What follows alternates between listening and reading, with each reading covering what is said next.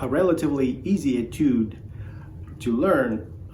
It offers a valuable lesson in shifting first, second, third position, but also shifting backwards, which I think is even harder than shifting upwards, in my opinion.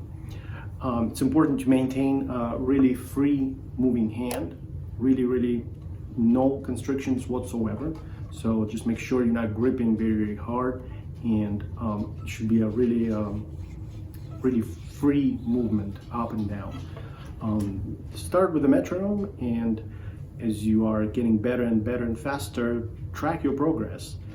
This will be really fascinating to watch how fast you have made it. And this is my dog, if you can hear that. If you enjoyed the video, please give it a thumbs up and subscribe to my channel. Thanks for watching.